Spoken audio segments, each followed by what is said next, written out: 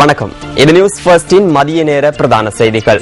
மதிய நேர பிரதான செய்திகளுடன் இணைந்து கொண்டிருக்கும் நான் சிசிரகுமார் கிருஷாந்த் ராஜ். இன்றைய விரிவான செய்திகளுக்கு செல்லும் முன்னர் முதலில் தலைப்புச் செய்திகள்.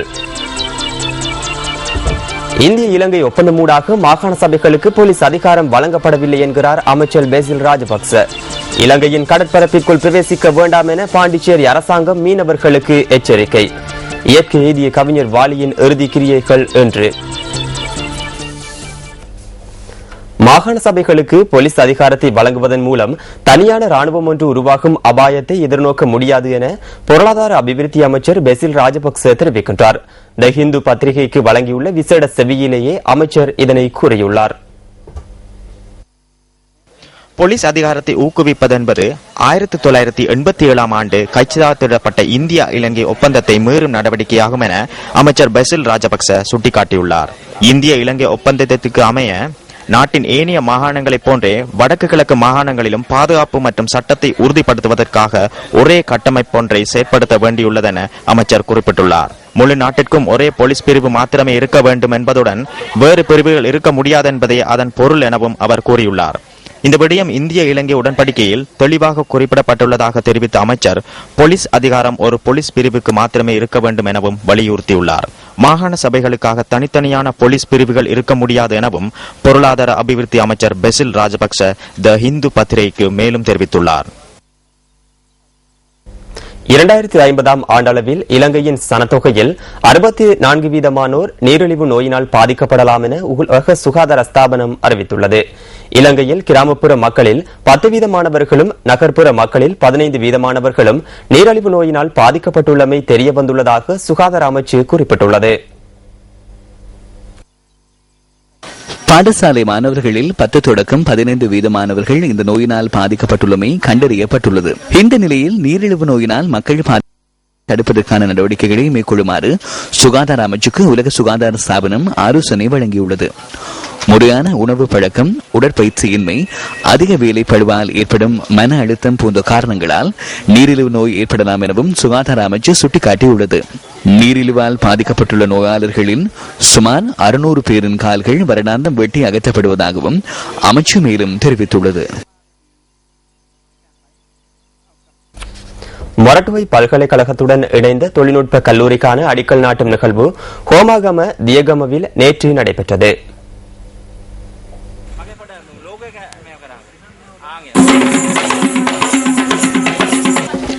இந்த நிகழ்வில் உயர்கல்வி அமைச்சர் எஸ் பி திசாநாயக்க, கல்வி அமைச்சர் பந்துல் குணவர்தன, முதலீட்டு ஊக்குவிப்பு அமைச்சர் லக்ஷ்மண் யாப் அபேவர்தன் ஆகியோர் கலந்து கொண்டிருந்தனர்.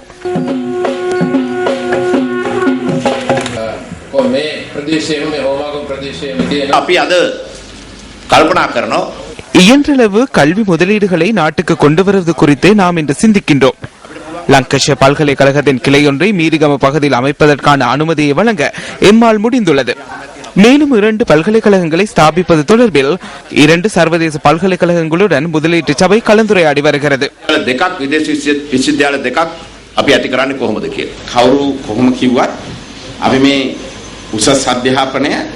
எவர் எத்தகைய கருத்தை வெளியிட்டாலும் நாம் உயர்கல்வியை தனியார் மயப்படுத்த அல்லது விற்க எதிர்பார்க்கவில்லை. எவ்வாறாயினும் எமது பல்கலைக்கழகங்களுக்கு 5% வெளிநாட்டு மாணவர்களை சேர்த்துக் கொள்ளும் திட்டத்தை ஆரம்பித்துள்ளோம். அவர்கள் பணம் செலுத்துகின்றனர். எமது பல்கலைக்கழகங்களை உயர்ந்த தரத்திற்கு கொண்டு செல்ல வேண்டுமாயின் வெளிநாட்டு மாணவர்களும் எமது பல்கலைக்கழகங்களுக்கு தேவைப்படுகின்றனர்.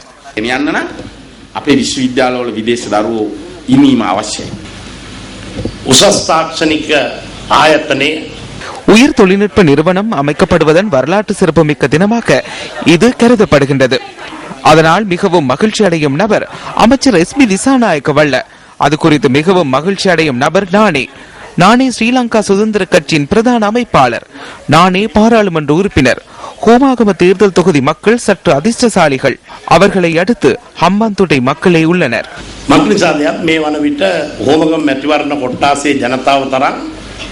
වාසනාවන්ත ජනතාවක් ඉන්නේ මේ හැරුණාම හම්බන්තොට පමණයි. நாட்டின் சில பகுதிகளில் இன்றும் மழை பெய்வதற்கான சாத்தியம் உள்ளதாக வளிமண்டலவியல் திணைக்களம் எதிர்ப்பு கூறியுள்ளது. மேல் சப்ரகமுவ, மத்திய, தென் மற்றும் வடமேல் மாகாணங்களில் இன்று முற்பகல் வேளையில் ஆங்காங்கே மழை பெய்வதற்கான சாத்தியம் உள்ளதாக திணைக்களம் விடுத்துள்ள அறிக்கையில் குறிப்பிடப்பட்டுள்ளது. பிற்பகல் அல்லது மாலை வேளையில் கிழக்கு, ஊவா, வடமத்திய மற்றும் வடமாகாணங்களில் இடியுடன் கூடிய மழை பெய்யலாம் எனவும் எதிர்வு கூறப்பட்டுள்ளது. மழை பெய்யும் சந்தர்ப்பங்களில் ஓரளவு கடும் காற்று வீசுவதற்கான சாத்தியம் காணப்படுவதாகவும் வளிமண்டலவியல் திணைக்களம் மேலும் தெரிவித்துள்ளது.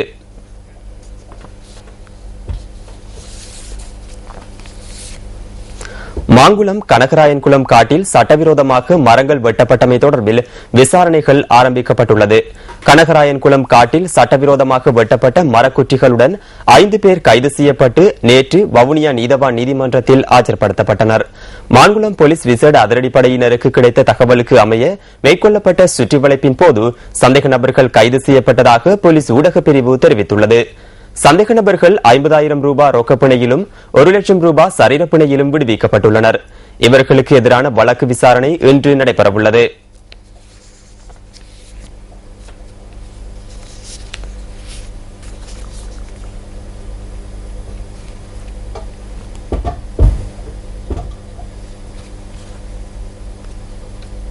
மத்திய மாகாண அரசு வைத்திய அதிகாரிகள் பணி பகிஷ்கரிப்பை ஆரம்பித்துள்ளனர். மத்திய மாகாண ஆளுநர் நுவரெலியா மஸ்கெலியா தாய்சை சுகாதார கூட்டத்திற்கு அழைப்பின்றி வருகை தந்த வைத்தியர்களை அவதூறாக பேசியதாக கூறப்படும் சம்பவத்திற்கு எதிர்ப்பு தெரிவிக்கும் வகையில் இந்த நடவடிக்கை எடுக்கப்பட்டுள்ளது. பகிஷ்கரிப்பின் காரணமாக சிகிச்சைகளுக்காக வந்த நோயாளர்கள் கடும் அசௌகரியங்களை எதிர்நோக்கியதாக எமது செய்தியாளர் தெரிவித்தார்.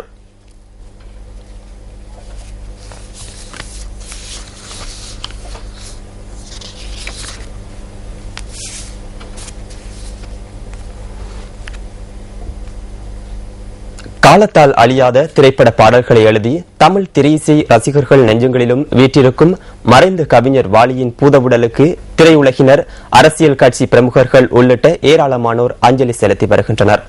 மறைந்த வாலியின் இறுதிக்கிரியைகள் இன்று பிற்பகல் நடைபெறவுள்ளது.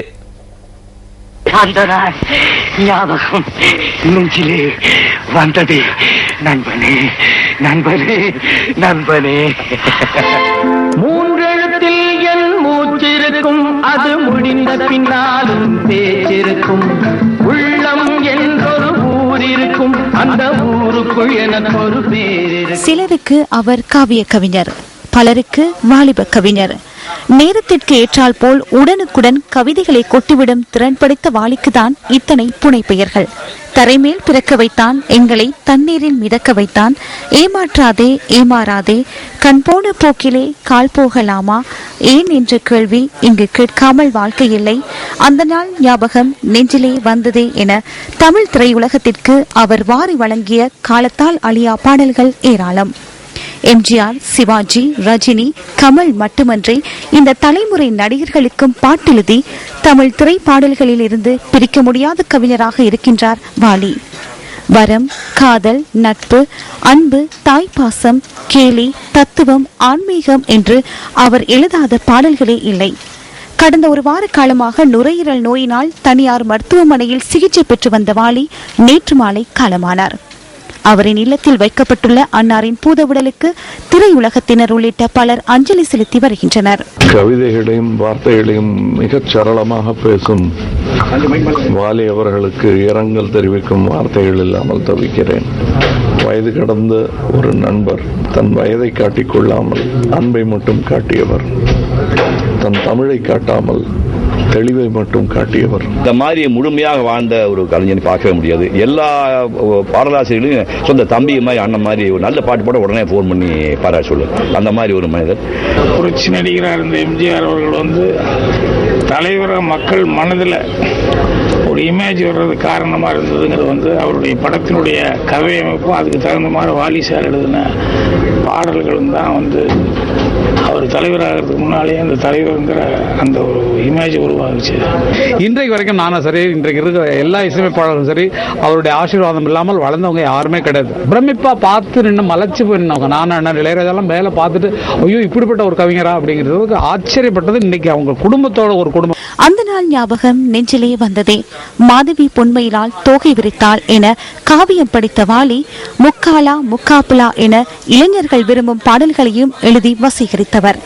ரஜினிக்காக எழுதிய அம்மா என்று அழைக்காத உயிரில்லையே பாடலும், கமலுக்காக எழுதிய ஒன்ன நினைச்சேன் பாட்டு படிச்சே பாடலும் காலத்தை தாண்டி நிற்பவை. வாழ்த்து பாடுவதில் மிகவும் நுண்ணிய வார்த்தைகளை பிரயோகிப்பதில் வல்லவரா ஆத்திகம் நாத்திகம் என்று இரண்டுக்கும் பாட்டெழுதினார். 15,000க்கும் மேற்பட்ட பாடல்கள், தேசிய விருதுகள், பத்மஸ்ரீ விருதுகள் இவையெல்லாம் வாலியின் மகுடத்தில் தங்களை இணைத்து பெருமை பெற்றுக் கொண்டார். கால வெள்ளத்தை கடந்து நிற்கும் பாடல்களை எழுதிய வாலியை காலம் அழைத்துக் கொண்டது தமிழ் திரையுலகத்திற்கு ஈடுகட்ட முடியாத இழப்பு. இங்கே சூரியன் நான் இருக்க சாட்சி சொன்ன சந்திரனே, நீ போய் செய்தி சொல்ல மாட்டாயோ? நிலத்தினில் நிழல் விட ஏங்குவே, நிழல் விழுந்த மணலையும் அடியில் தாங்குவே, உடையனை எடுத்து எனை உடுத்து நூலாடை கொடி மலர் இடையினை உறுத்தும்.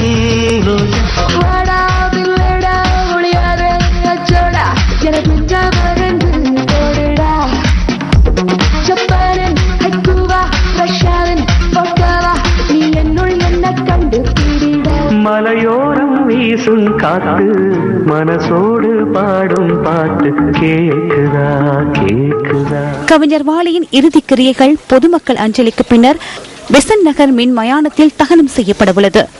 இருந்தாலும் மறைந்தாலும் பெயர் சொல்ல வேண்டும், இவர் போல யார் என்று ஊர் சொல்ல வேண்டும் என்று வாலி எழுதிய வைர வரிகள் போல அவர் மறைந்தாலும் அவருடைய பாடல்களை உலகம் என்றென்றும் சுவாசித்துக் கொண்டிருக்கும். நேரம்தான் உச்ச காட்சி நடக்குதம்மா,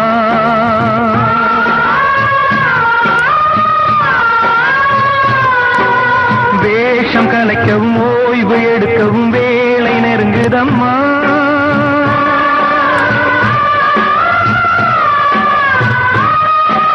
பாதைகள் பல மாறியே வந்த பயணம் முடியுதம்மா, தாய் கொண்டு வந்ததை தாலாட்டி வைத்ததை நோய் கொண்டு போகும் நேரம் அம்மா. சர்வதேச கடல் எல்லை மற்றும் இலங்கையின் கடற்பரப்பிற்குள் பிரவேசிக்க வேண்டாம் என பாண்டிச்சேரி அரசு தமது மீனவர்களுக்கு எச்சரிக்கை விடுத்துள்ளது.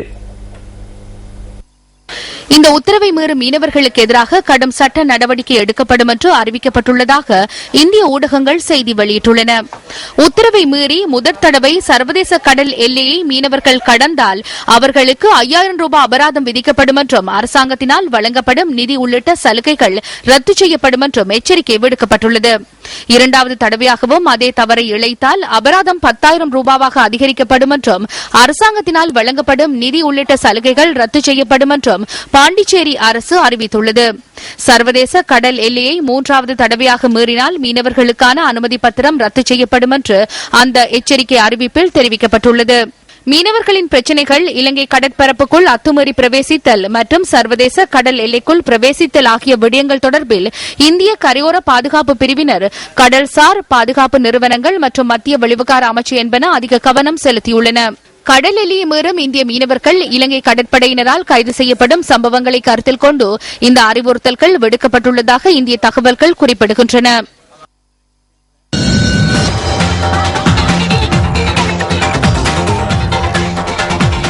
இந்தியாவின் கொல்கத்தாவில் உள்ள நேதாஜி சுபாஷ் சந்திரபோஸ் சர்வதேச விமான நிலையத்தில் 2 பயணிகளிடமிருந்து 10,000க்கும் மேற்பட்ட ஆமைகள் சுங்க அதிகாரிகளால் கைப்பற்றப்பட்டுள்ளன. அபூர்வ வகையான ஆமைகளை கடத்திய குற்றத்திற்காக சென்னையைச் சேர்ந்த 2 சுங்க அதிகாரிகள் கைது செய்துள்ளனர்.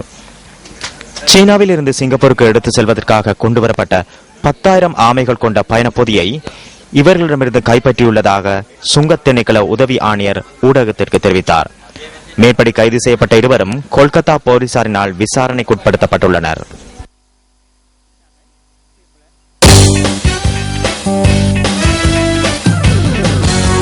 இத்துடன் நியூஸ் ஃபர்ஸ்டின் மதிய நேர பிரதான செய்திகள் நிறைவு பெறுகின்றன. நியூஸ் ஃபர்ஸ்டின் அடுத்த பிரதான செய்திகளை இரவு 8 மணிக்கும், மணித்தியால செய்திகளை 2:25க்கும் எதிர்பாருங்கள். வணக்கம். Hotline 0114-896-896 www.newsfirst.lk.